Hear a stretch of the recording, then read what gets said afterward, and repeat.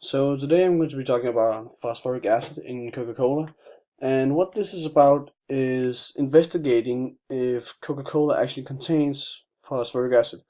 And to do so, we constructed an experiment consisting of three separate parts. The first part was a colorimetric titration of a solution of phosphoric acid.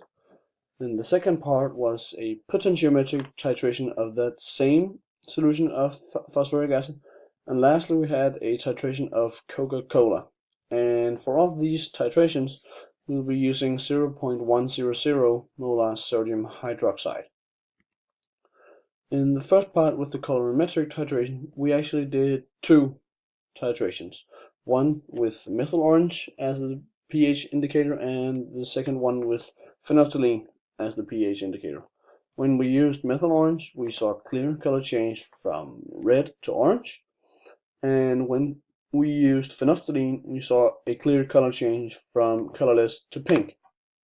Now, for both of these titrations, we used 25 milliliters of phosphoric acid solution, but the amount of sodium hydroxide that we needed to get this color change was not the same.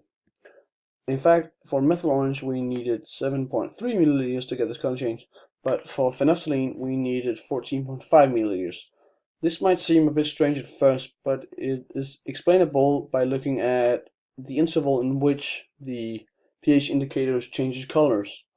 So for methyl orange, we can see that it changes color in the interval between 3.2 and 4.4 in pH, whereas phenolphthalein changes color between 8.2 and 10, which is roughly twice as high as methyl orange, which also would explain why we needed twice as much sodium hydroxide to get this color change. Now, in part 2, we swapped the color indicators for a pH meter to log all of our data once we started titrating. Now, we dropped half a milliliter of sodium hydroxide in and then noted down the pH. And then we can draw this titration curve. Now, where it becomes to get real interesting is once we start looking at the chemistry and the microscopic observations behind this. So, at first we can start to see that there are more than just one endpoint in this titration curve, and we can actually mark down the endpoints and their corresponding pH values, like that. Now, in the first part, we only have phosphoric acid present in the solution. Then we start adding hydroxide ions, and of course they will react. They will react and form dihydrogen phosphate and water. Now, at the first endpoint, this is where we've used up all of the phosphoric acid and is only left with dihydrogen phosphate. Since dihydrogen phosphate is a much weaker acid than phosphoric acid is, we'll see this jump in pH, which is also visible on the titration curve. Now, if we keep on adding sodium hydroxide to the solutions, naturally dihydrogen phosphate will react with the hydroxide ions. They will form hydrogen phosphate and again water. Once all of the dihydrogen phosphate has reacted up to form a hydrogen phosphate, we'll see this jump on the pH curve once again, because hydrogen phosphate is a much weaker acid than the dihydrogen phosphate is. But once we start or keep on adding sodium hydroxide to the solution, naturally hydrogen phosphate will react with it to form phosphate and again water. But since hydrogen phosphate is actually a weak base, we won't see this jump in pH as we've seen for the previous two compounds. Now, once we've marked in all the endpoints on this titration curve, we can also mark down the pKa values for each of the compounds, which would look like this. And we can actually read off the graph and note down what our experiment showed the pKa values as, and we can compare them to the real ones. For example, the phosphoric acid has, according to our experiment, a pKa value of 2.52, but in real life it's 2.12. These values can be used to calculate the pH, the real pH at these intervals, or at these endpoints. To do so, we firstly need to know how much sodium hydroxide we actually added at the first endpoint. That's quite easily calculable. Gives us a result of 0.58 millimoles. Now, at the first endpoint, we don't have any phosphoric acid left. All of that has reacted to turn into dihydrogen phosphate.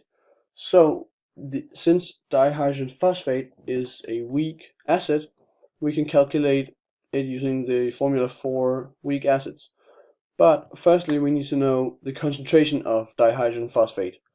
Now, since dihydrogen phosphate reacts 1-to-1 with phosphoric acid, and phosphoric acid reacts 1-to-1 with sodium hydroxide, we know that their amount of substances are equal to each other, and we can calculate the concentration of dihydrogen phosphate at this first endpoint. Now, we need to be extra careful about the volume, because the total volume would be the 25 milliliters that we started with, plus whatever we've added. Now, this adds up to a concentration of 0.0188 molar, and we can use this to calculate the actual pH. This gives us 1/2 times the pKa value minus the logarithm of the concentration, which gives us a pH of 4.47 at the first endpoint. Now, at the second endpoint, all of the dihydrogen phosphate has reacted to turn into hydrogen phosphate. But hydrogen phosphate is actually a weak base, so we need to use the formula for weak bases. But the concentration of hydrogen phosphate will not be the same as it was for dihydrogen phosphate, because we've added more sodium hydroxide, and that will result in a concentration of 0.0145 molar instead of the 188 we had before. Now, using this and the information that the pKb value for hydrogen phosphate is equal to 6.79, we can calculate the pOH at this endpoint, which will be equal to 4.31. Now, the pH at the second endpoint will be equal to 14 minus the pOH value, which results in a pH value of 9.69. Now we can start to compare our red pH values with the ones that we have calculated. These can be put into a table that looks like this. So we can see at equivalence point, or endpoint number 1, we can read the pH to be 4.56, but after calculating we get a result of 4.47, which is relatively close to what we can read off the graph. And at the equivalence point 2, or endpoint 2, we can read the pH to be 9.06, but we could calculate it to be 9.69. Now we've reached the third part of the experiment, which is the titration of Coca Cola. But there is a slight problem with Coca Cola in the fact that it also contains carbonic acid, which means that firstly we need to sort of get rid of the carbonic acid, and we do that by degassing the Coca Cola. You see, carbonic acid is in an equilibrium with water and carbon dioxide, and by running water through this Coca-Cola, we will remove some carbon dioxide from it, and therefore the equilibrium will shift to the left, removing the carbonic acid. By doing that for 10 minutes or so, we will completely, or mostly, degas the Coca-Cola to a point where we can start titrating it with the assumption that it's only phosphoric acid left in the Coca-Cola. And we did that using the pH meter again to log all of the pHs, which made it possible to draw this titration curve.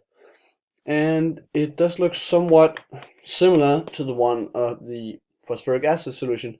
We can see that we still have the first endpoint and the second endpoint, and the third endpoint is not really visible, but if it's actually phosphoric acid in Coca-Cola, then we know that there must be this third endpoint. Now, we cannot exactly conclude with absolute certainty that Coca-Cola contains phosphoric acid, but this is some evidence pointing in the direction that it's very possible that Coca-Cola contains phosphoric acid, since they seemingly react the same way.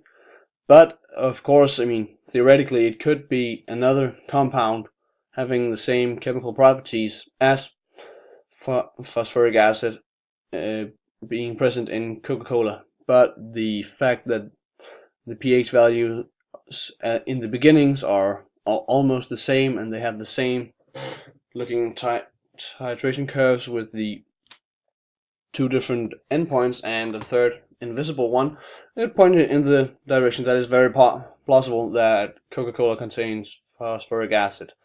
So, after all, after this experiment, we can only conclude that it's very possible that Coca-Cola contains phosphoric acid, but we cannot say it with certainty.